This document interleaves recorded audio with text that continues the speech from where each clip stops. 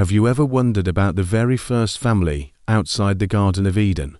After Adam and Eve left paradise, life became a cycle of hard work and survival. They tilled the earth, raised animals, and started a family in a world that was both beautiful and unforgiving. Their first son was Cain, a man of the soil, a farmer. Their second was Abel, a shepherd who watched over his flocks. Two brothers, born into a new reality, each with their own calling. They lived and worked side by side, but their paths were about to diverge in a way that would change humanity forever. One day, the time came for them to present an offering to God. Cain, the farmer, brought some of the produce he had harvested from his fields. Abel, the shepherd, selected the very best of his flock, the firstborn lambs, the most prized and perfect animals he had. God showed favor to Abel and his offering, but he did not accept Cain's. Now, you might ask, what was wrong with Cain's gift? The Bible suggests the difference wasn't in the offerings themselves, but in the hearts of the brothers. Abel gave from a place of deep faith and sincerity. He offered his absolute best as a symbol of his devotion. Cain's heart, however, was in a different state. His offering was more of an obligation, lacking the genuine spirit of sacrifice and gratitude. It was a classic case of going through the motions versus a true act of worship. This moment set the stage for a conflict that began not with fists, but within the hidden chambers of the human heart. When Cain saw that his brother's offering was accepted and his was not, he didn't reflect on his own actions. Instead, a fire of rage and jealousy ignited within him.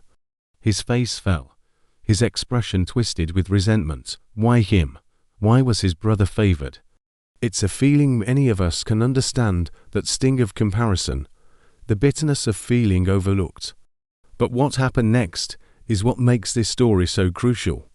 God saw Cain's anger and reached out to him, not with condemnation, but with a warning and a choice. He said, "Why are you so angry? If you do what is right, won't you be accepted? But if you refuse to do what is right, then watch out. Sin is crouching at your door, eager to control you. But you must subdue it and be its master." This was Cain's pivotal moment. God was essentially telling him, you are at a crossroads. You have the power to overcome this feeling. You can choose a better path. This wasn't just about an offering anymore. It was about a battle for Cain's soul. He could either conquer his envy or let it consume him entirely. Tragically, Cain ignored the warning.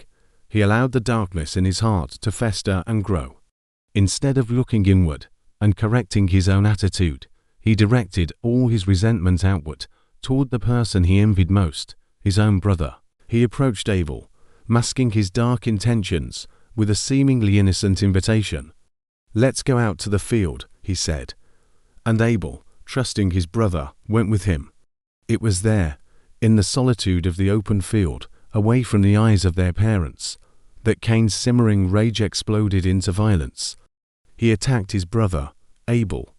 In that moment of uncontrolled fury, the first murder in human history was committed. A brother's hand, stained with the blood of his own flesh and blood. The harmony of the first family was shattered, not by an outside force, but by a choice born of jealousy. It's a chilling reminder of how quickly negative emotions, when left unchecked, can spiral into devastating actions with irreversible consequences. Soon after, the silence was broken by the voice of God. "Where is your brother Abel?" he asked. God, of course, already knew the answer. This question was for Cain. It was an opportunity for him to confess, to show remorse, but Cain's heart had hardened. He answered with a question that has echoed through the ages, a chilling deflection of responsibility. "I don't know. Am I my brother's keeper?" It's a phrase we still use today, often to shrug off our connection to others. But God saw through the lie immediately. "What have you done?" He declared. "Listen, your brother's blood cries out to me from the ground." The earth itself bore witness to the crime. Cain's attempt to hide his sin was futile. The consequences of his choice were now upon him, and there was no escape from the truth. The jealousy, that began with a rejected offering had now culminated in a divine judgment. God then pronounced Cain's sentence. The very ground that had received his brother's blood would no longer yield its crops for him. His life as a farmer was over. From that day forward, he would be a fugitive and a restless wanderer on the earth, disconnected from the land and his community. The weight of this punishment crushed Cain. "My punishment is more than I can bear," he cried out, finally grasping the severity of his actions. He was terrified, convinced that anyone who found him would kill him in revenge. But here, in this moment of despair, God showed a surprising act of mercy. He promised Cain protection, placing a special mark on him so that no one would harm him.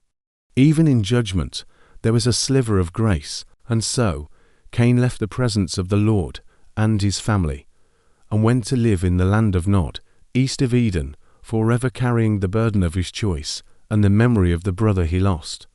So what does this ancient story from thousands of years ago have to teach us today?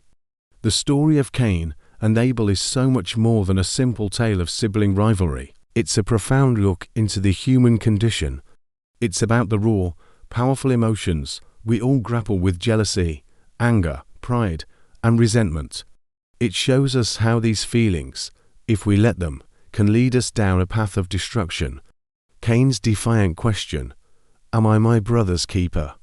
isn't just his question. It's a question posed to every single one of us, every single day. And the story's resounding answer is, yes, yes, we are. We are responsible for how we treat one another.